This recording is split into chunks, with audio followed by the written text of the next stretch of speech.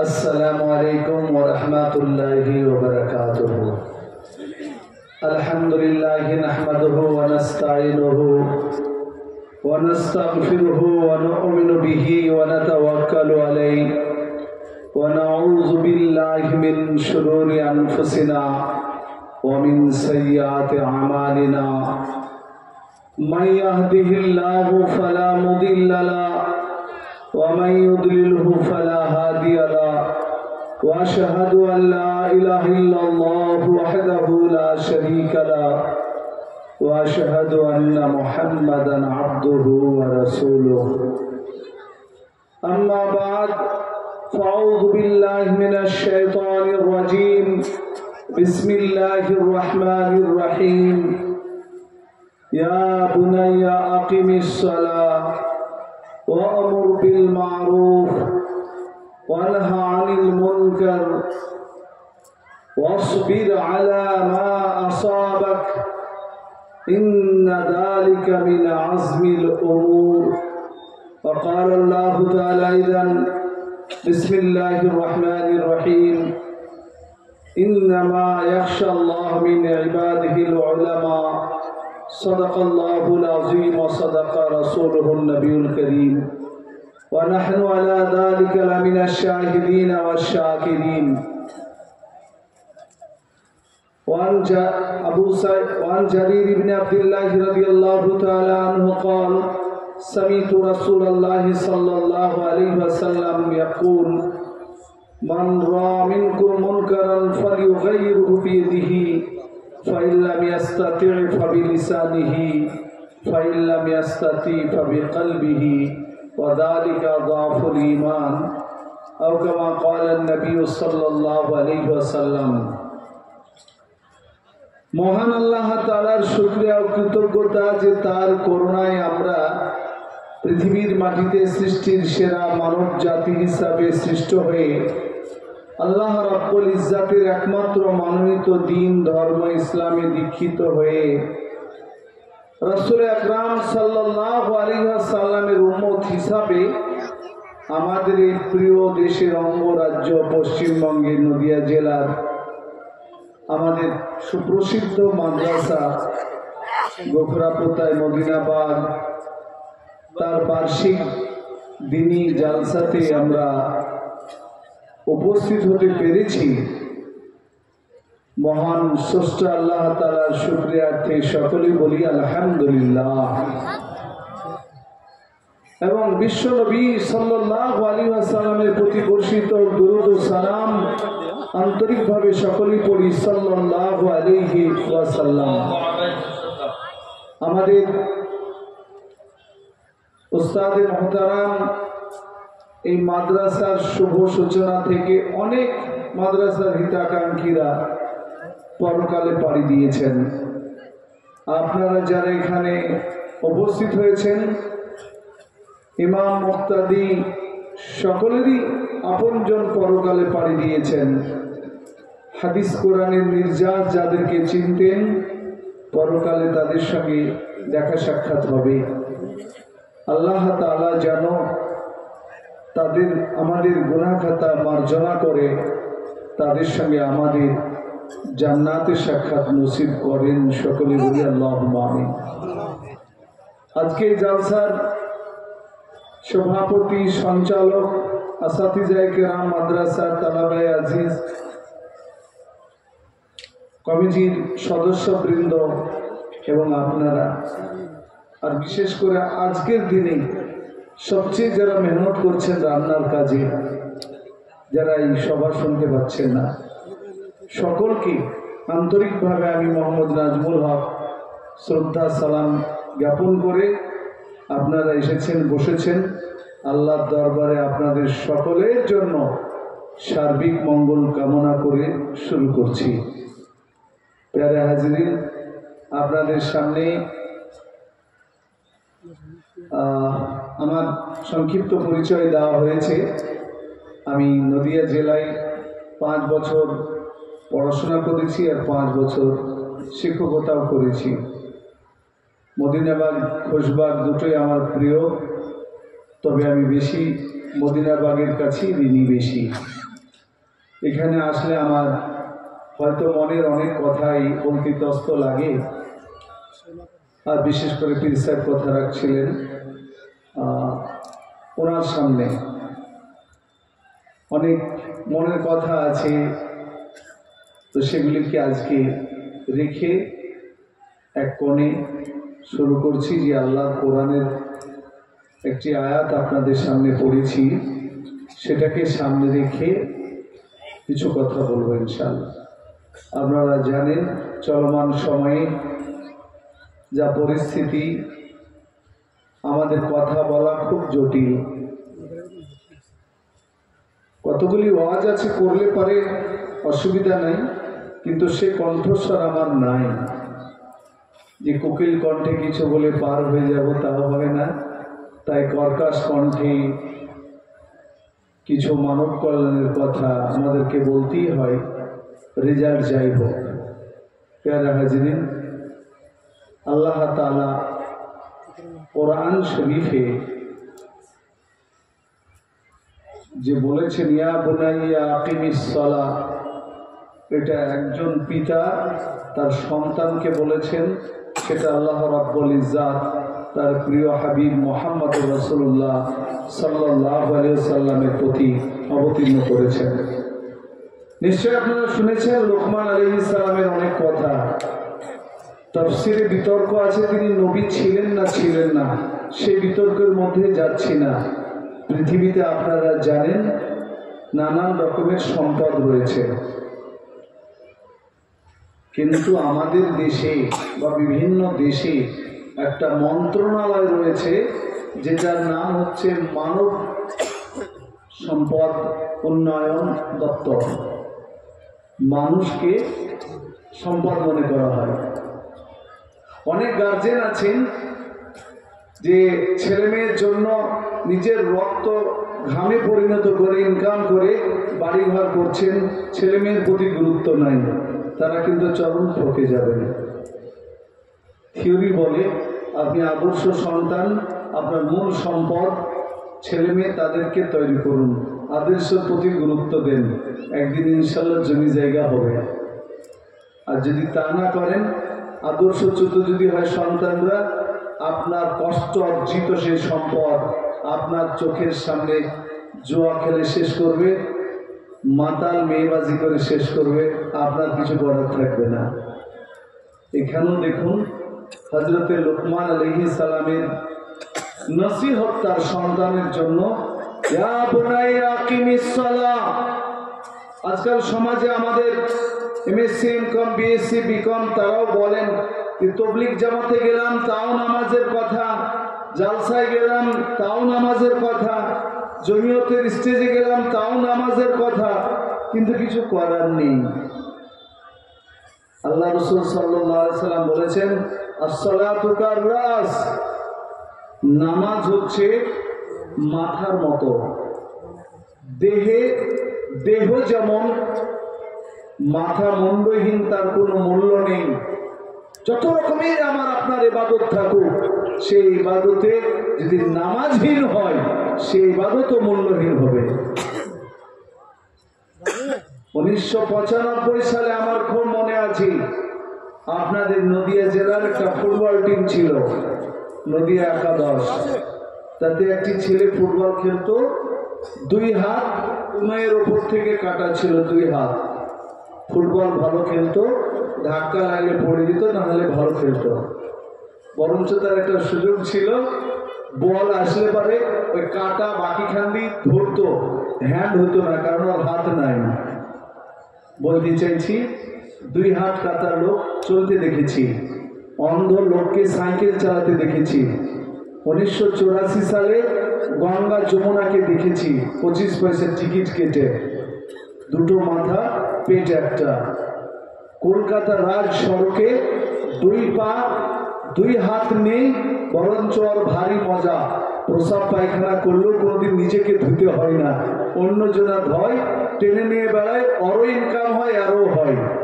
কিন্তু মুন্ডহীন কোনো দেহ কোনোদিন আপনাকে বলেছে আসসালামু আলাইকুম কেমন আছেন? বলেছেন? বলুন।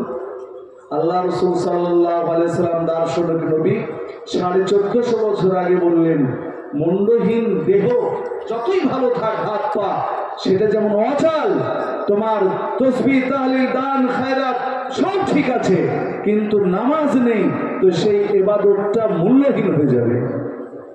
কোরআনেও পিতা পুত্রকে প্রথম উপদেশ দিচ্ছেন, ইয়া বুনাইয়া আকিমিস সালাহ।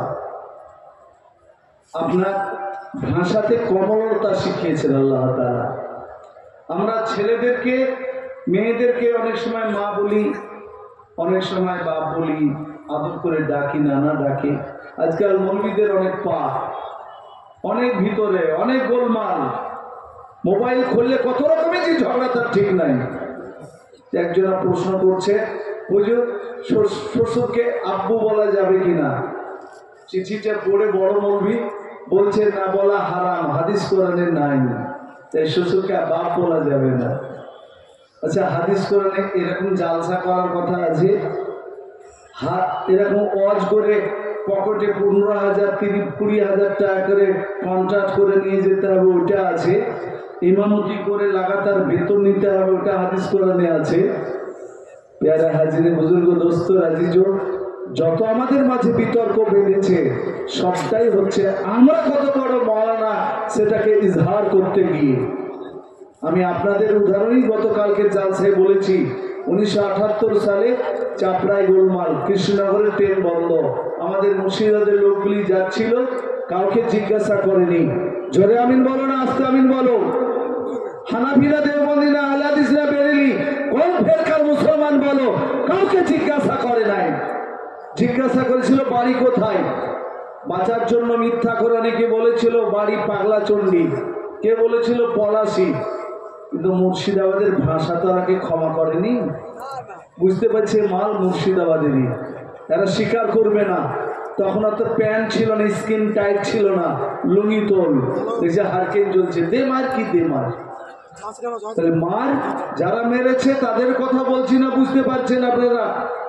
তারা দেখেছে খাতনা দেওয়া আছে মানে মুসলমান, এ ফারাজিরা, আহলে হাদিসরা, হানাফিরা, দেওবন্দি, এটা তাদের কাছে লক্ষণীয় ছিল না। আমরা কিন্তু এখন বিতর্কে ব্যস্ত, কার পেছনে নামাজ হবে হবে না ইত্যাদি ইত্যাদি, আর এতেই বড় মৌলবীর মূল্যায়ন হচ্ছে।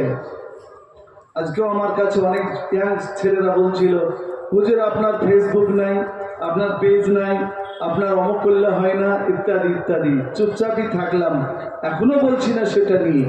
প্যারা হাজরিন, একজনা বলল, এত কেন বিতর্ক আপনাদের, মিল কেন হয় না মৌলবীদের? তো ওখানে বললাম মৌলবীদের মিল হবে না। আল্লাহ রাসূল সাল্লাল্লাহু আলাইহি ওয়াসাল্লাম হাদিসে বলেছেন, সায়াতি জামানুন লা ইয়াবকা মিনাল ইসলাম ইল্লা ইসমুহু, অতি সত্বর একটি যুগ আসবে যে ইসলাম থাকবে নামকে হস্তে, ওয়ালা ইয়াবকা মিনাল কোরআন ইল্লা রাসমুহু, কোরআন থাকবে তার লিপিগুলি, আমলের লোক থাকবে না। মসজিদে অভাব নেই, আমার মদিনাবাগের মসজিদটাই দেখলাম কোরআন ভিড় আছে, কারণ দিয়েছেন আপনারা, আমলের লোক নাই। আর মসজিদগুলি হবে আলিশান চকচকে। বলুন আজকাল মসজিদের দিকে তাকান, ওয়াহিয়া খারাপুল মিনাল হুদা, কিন্তু হেদায়েত থেকে খালি হবে। নামাজ পড়াটা হেদায়েতের রেজাল্ট, এটা হেদায়েতের কাজ নয়। মসজিদে দাঁড়িয়ে আমি যদি 25 বছরের ইমাম হই, আমি নাজমুল হক, আর গোখরাপুতার জামে মসজিদে দাঁড়িয়ে 25 বছর আছি, কত লোকের জানাজা পড়েছি। আমি যদি একদিন জুমার দিনে ভাবুক হয়ে জামে মসজিদে বলি, ওগো গোখরাপুতার মুসল্লি ভাইরা, আপনারা আমাকে কত ভালোবেসেছেন, কত খাইয়েছেন, আপনাদের যেই অর্থটা আমাকে দিয়েছেন তা দিয়ে আমার বাড়িটা হয়েছে, আমার ছেলে মেয়েকে লেখাপড়া শিখিয়েছি, আপনাদের সাথে আমার কতই না সম্পর্ক, এই সম্পর্ক যেন জান্নাত পর্যন্ত থাকে। সবাই বলবেন আল্লাহুম্মা আমিন। কিন্তু আপনাদের কাছে আমার বলার আছে, এত শ্রদ্ধা করেন তখন বলার আছে, আপনারা আমার বলাতে হ্যাঁ দিবেন? হ্যাঁ ইনশাআল্লাহ। হাত তুলুন তো। প্রত্যেকটি লোক তখন ওযু করা লোক, মসজিদে মুসল্লি তার বিনা ওযুতে বসেনি খুতবা শুনতে, সব ওযু করেওয়ালা লোক, সবারই মুখ কিবলার দিকে। আমি মোহাম্মদ নাজমুল একমাত্র আমারই মুখ পূর্ব দিকে হাত তুলে সবাই হ্যাঁ করলেন। হুজুর যেটা বলবেন ইনশাআল্লাহ আমরা আছি।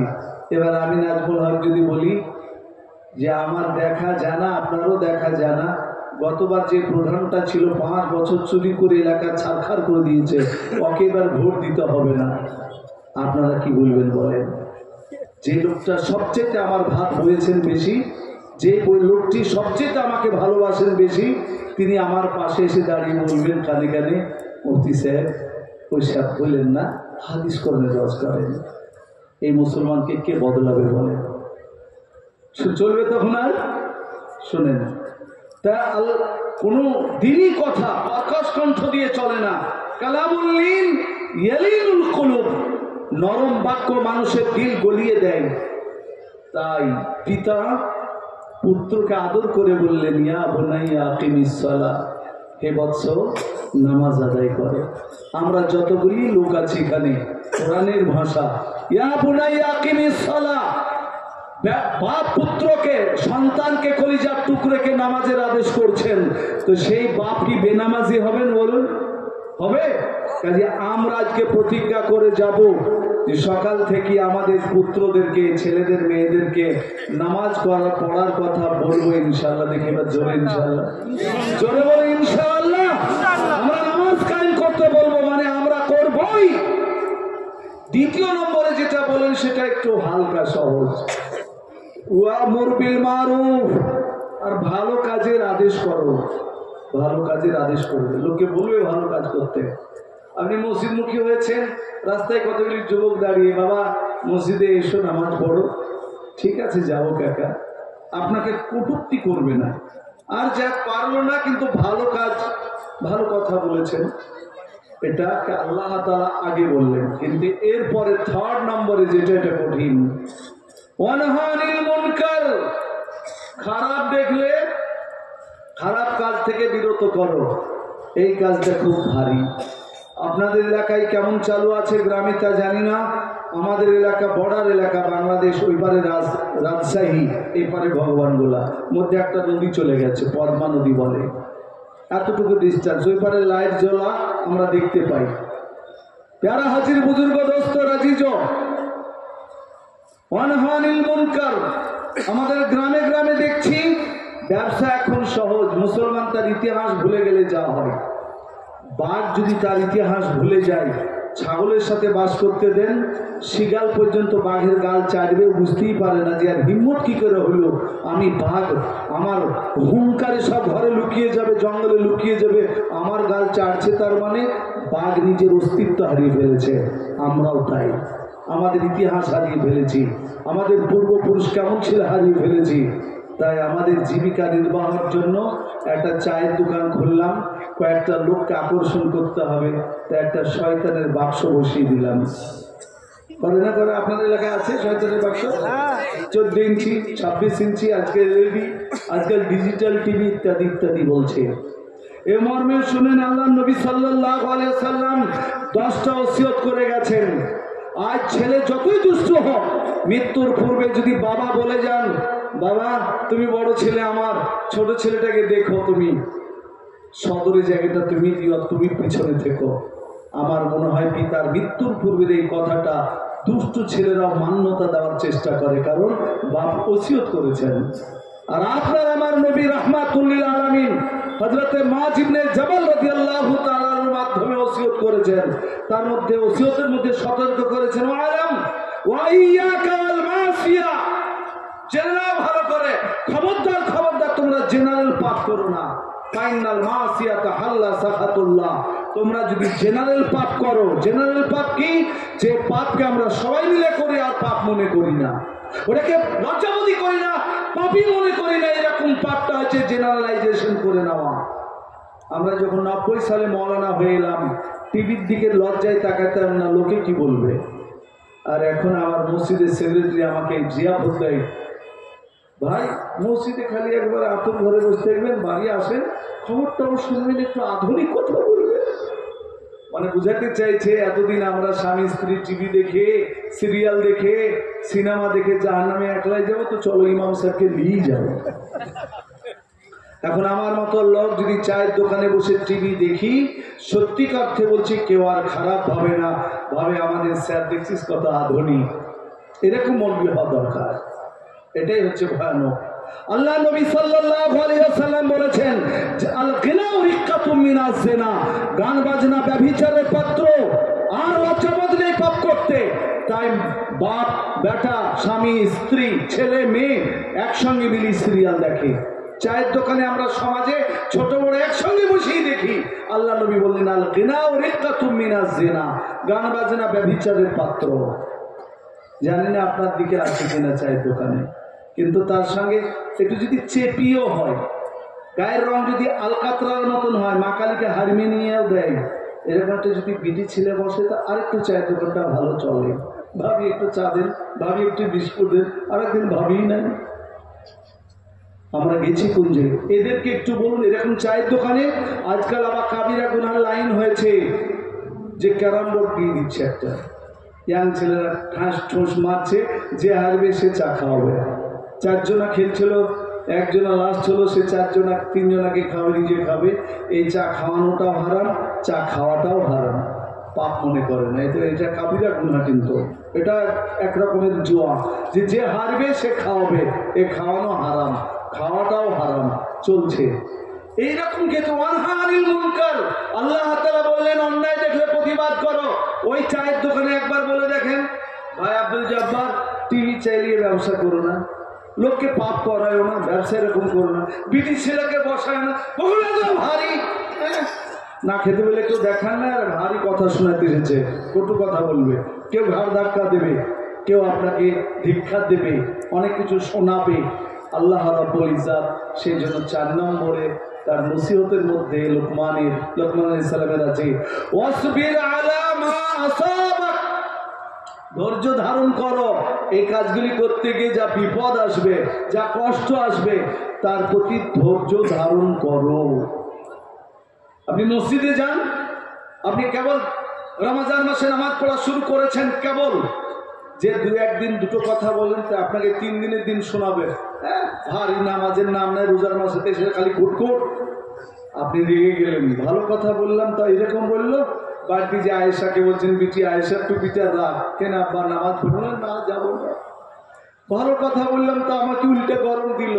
ওই জন্য আল্লাহ স্মরণ করিয়েছেন, তুমি ভালো কথা বলবে, অন্যায় প্রতিবাদ করবে, তোমাকে ফুল চন্দন করবে না, মালা দিয়ে বরণ করবে না, কটু কথাই বলবে। ধৈর্য ধারণ করো। এবং আল্লাহ তাআলা সৎ সাহসিকতা দেওয়ার জন্য আর আগে 5 নম্বরে বললেন ইন্না যালিকা মিন আজমিল উমুর, এগুলো সৎ সাহসিকতার কাজ। আমাদের প্রত্যেককে আল্লাহ তাআলা করার তৌফিক দান করুন, বলুন আল্লাহুম্মা আমিন। আর 2-1টা হাদিস বলে আপনাদেরকে অন্য জায়গায় নিয়ে যাবো ইনশাআল্লাহ। আপনাদের অনেক হাদিস করে আপনারা শুনেছেন, আবার শুনবেনও। আমরা যে পৃথিবীতে যে অন্যায় হচ্ছে, পরিবারেও হয়, অঞ্চলেও হয়, জেলা লেভেলেও হয়, রাজ্য লেভেলেও হয়, জাতীয় লেভেলেও হয়, আন্তর্জাতিক লেভেলেও হয়। কিভাবে প্রতিবাদ করবেন? ভাই ভাই অন্যায় হলে একটু হয়তো হাত ধরে বললেন। আল্লাহ রাসূল সাল্লাল্লাহু আলাইহি ওয়াসাল্লাম 3টে স্তর দিয়েছেন বেঁধে। সাহাবী বলছেন, আমি নবী সাল্লাল্লাহু আলাইহি ওয়াসাল্লামকে বলতে শুনেছি, মুসলিম শরীফের হাদিস, মান রাআ মিনকুম মুনকারান ফালিয়ুগাইয়িরহু বিয়াদিহি, তোমাদের মধ্যে যদি কেউ অন্যায় করতে দেখো তো বাহুবল দ্বারা প্রতিরোধ করো। 1 নম্বরে বাহুবলের গুরুত্ব, কারণ অন্যায়কারীরা নরম ভাষাকে গুরুত্বই দেয় না। আজ যদি হিম্মত থাকতো গাজাওয়ালাদের, তো বলুন ইসরায়েলকে, ইসরায়েলের ইহুদি কটাকে উড়িয়ে দিত না, ওটা বাহুবলের প্রয়োজন ছিল। প্যারা হাজরিন, আল্লাহ রাসূল সাল্লাল্লাহু আলাইহি সাল্লাম ইমানের 3টা ক্যাটাগরি সেট করলেন। ফার্স্ট, বিয়াদিহি, বাহুবল দ্বারা প্রতিরোধ করো। ফাইল্লাম ইয়াস্তাতি, পারবে না তাহলে কি করো? ফাবিলিসানিহি, তাহলে জবান দ্বারা অন্তত বলো, জবান দ্বারা। আর ওয়াইল্লাম ইয়াস্তাতি, এমন কালপিক জবান দ্বারাও বলা যাবে না। এখন আবাসন যোজনার ঘর আসছে, অনেকে বাড়িতে সার্ভে করছে, আপনি দেখতে পেলেন যে গরিব লোকটাকে দিচ্ছে না, ছলে বলে একে ক্যান্সেল করার লাইন করছে। আপনি রাত্রি অন্ধকারে মেম্বার প্রধান কর্মকর্তাদের কাছে হাজির, বাবা এই গরিবটাকে দিও, একে বঞ্চিত করো না। কিন্তু দেখলেন এমন জাল্লাদের জাল্লাদ একে মুখেও বলা যাবে না। আল্লাহ রাসূল সাল্লাল্লাহু আলাইহি সাল্লাম বললেন ফাবি কলবিহি, যদি বাহুবল দ্বারাও না পারো, জবান দ্বারাও যদি না পারো, তো অন্তরে ঘৃণা করো। এটা হচ্ছে যালিকা যাফুল ঈমান, এটা ঈমানের নিম্ন স্তর, থার্ড ক্যাটাগরি।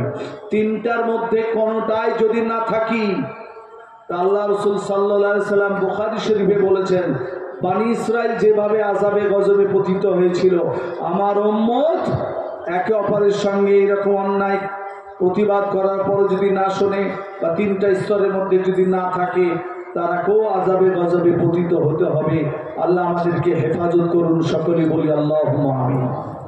প্যারা হাজির বুজুর্গ দোস্ত রাজিজ, আজকে আমরা জালসায় এসেছি। মদিনাবাগের জালসার হ্যান্ডবিল আমিও ইতে দেখেছি সোশ্যাল মিডিয়াতে। আমার নাম নাই, কারণ এই দিনে জালসা বেলডাঙ্গাতে ছিল। আপনারা অনেকেই খোঁজ পেয়ে গেছেন, বেলডাঙ্গা একটা বড় গোলমাল চলছে, সেটাকে আমি উদ্ঘাটন করতে চাইছি না। এই বেটারা জাল ফেলে বসে আছে যে আমরা কি বলছি। তবে আমরা 5 বাড়িতে খাওয়া মৌলবি ইনশাল্লাহ যেদিক দিয়ে হোক একটু বলে ফেলবো। প্যারা হাজির বুজুর্গ দোস্ত রাজিজ, একবার মিলিয়ে নেন যে কত আরামে এসেছেন। যতগুলি এখানে লোক আছেন তার চাইতে বেশি লোক খাওয়ার ওখানে আছেন। গেটে এতটা ভিড় যে আমাদের বের হতে মনে হচ্ছে পাঁচলিগুলিকে বাঁকিয়ে দিবে, এরকম ভিড়ও আছে। ওটা কোনো অন্যায়ের কিছু তা বলছি না, কিন্তু আমরা কত সুযোগ সুবিধায় আছি। যদিও আমাদের মধ্যে অনেক হায়ানা শক্তি উৎপাদিত হয়েছে। একদিকে কোনো সময় যোগীজি মাথার ঘাম তার ঝরছে খালি মুসলমানদের বিরুদ্ধে বলে বলে, কখনো হিমান্ত বিশ্ব শর্মা বিশ্ব শয়তান হওয়ার চেষ্টা করছে, আর কখনো কখনো আমাদের পশ্চিমবঙ্গে শুভেন্দু অধিকারীরাও চিল্লিয়ে ভাবছে মোদিজির কাছে যে আমি ফার্স্ট শয়তান, আমাকে বেশি নম্বর দেন। তা সত্ত্বেও বলছি যে আল্লাহর রহমতে আমরা ভালো আছি, বলুন আলহামদুলিল্লাহ। প্যারা হাজির বুজুর্গ দোস্ত রাজিজ, একবার চোখটাকে ফিরিয়ে নেন কল্পনার জগতে যে আপনার আমার বাড়ি গাজাতে, প্যালেস্টাইনের গাজাতে। মসজিদে যারা নামাজ পড়তে যাচ্ছেন মুসল্লি, তাদের আর গ্যারেন্টি নেই যে মসজিদ থেকে ফিরে আসবে। আর যখন মসজিদ থেকে বাড়ি ফিরছেন, তখন আর গ্যারেন্টি নেই যে বাড়িতে যে কটা কচি বাচ্চা রেখে এসেছিলাম, স্ত্রী রেখে এসেছিলাম, বা বাড়িটা রাস্ত আছে কিনা তার গ্যারেন্টি নেই। এটা হচ্ছে আন্তর্জাতিক জুলুম চলছে, আন্তর্জাতিক পর্যায়ের অন্যায়। আপনি আমি আব্দুল জব্বার করিম সাত্তার একাকে আন্তর্জাতিক বিষয়ে প্রতিবাদ করবেন, তার অপশন কোথায়? তার অপশন তো আন্তর্জাতিক স্তরে আনতে হবে।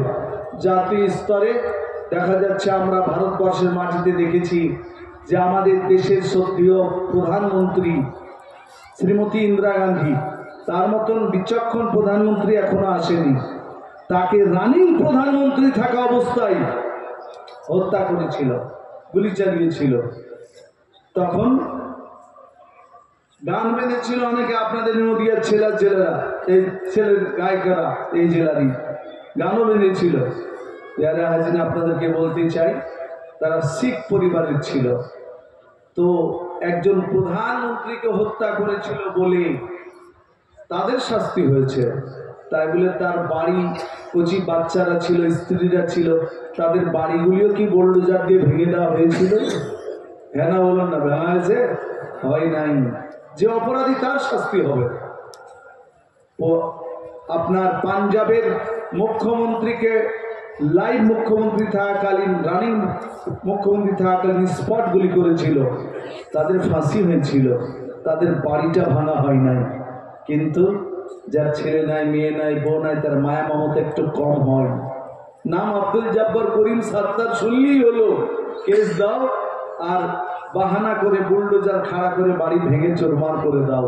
হচ্ছে না, হচ্ছে না। এটা জাতীয় পর্যায়ের অন্যায়, এরও তো প্রতিবাদ করতে হবে। অপশন কোথায়, কিভাবে প্রতিবাদ হবে?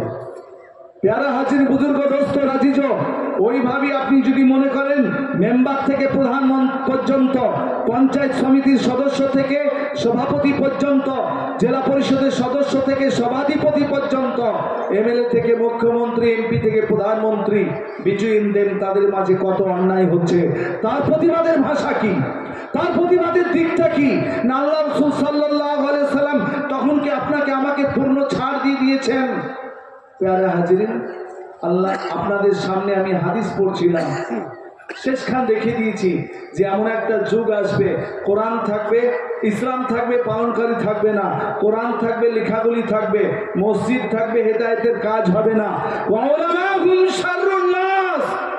আর সেই যুগে তাদের আলেমেরা হবে ধরনীর বুকে শাররুন নাস, লোকদের মধ্যে সবচেয়ে দুষ্ট হবে, বদমাশ হবে।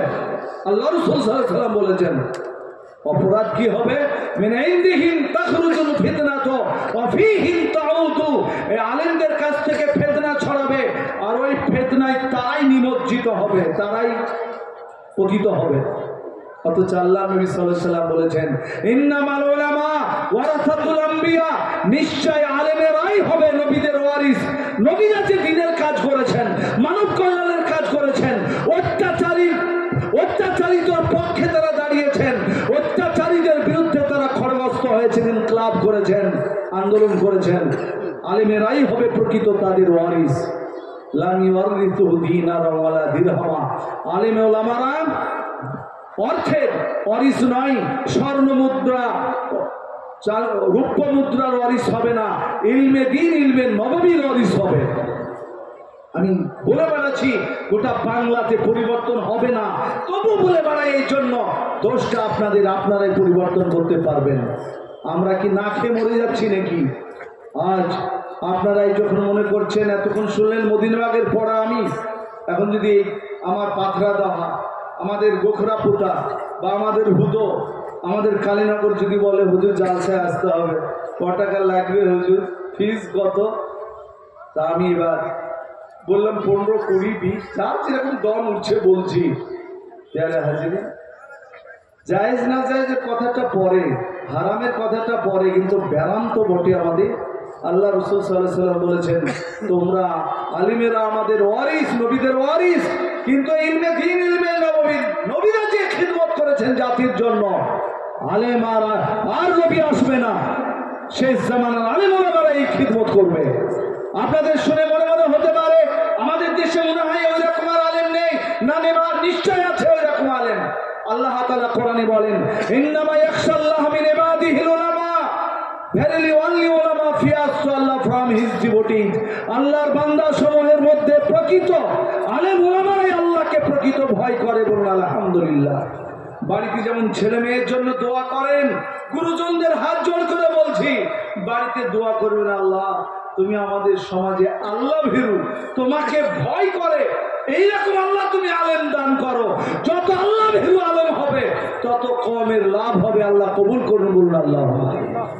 প্যারা হাজির বুজুর্গ দোস্ত রাজিজ, কাজী আল্লাহ ভীরু আলেম ওলামারা কাজ করছেন। এই যে হাফিজে কোরআন দেখলেন, আমি অনেক দিন আগে পুকুরিয়াতে এসে বলে গেছি, আপনাদের এলাকায় বলেছি কিনা আমার মনে পড়ছে না। পুকুরিয়া গ্রাম নয়, আমাদের ইমামসাহেব হুজুর আছেন হযরত মাওলানা কারি আব্দুর রহমান সাহেব, এই আব্দুর রহিম সাহেব দামাত বরকাতুহুম, আমার খাস ওস্তাদ, তার সঙ্গে আমি প্রথম পুকুরিয়া গ্রামে কালেকশনে গিয়েছিলাম। এই জালসার সময় চাল ডাল তুলতে জালসা এসেছিলাম। এই যে হাফিজ দেখলেন, আপনাদের মাথায় পাগড়ি পরানো হলো, আমাদের প্রতিবেশী রাষ্ট্র, আমাদের নেবারহুড দেশ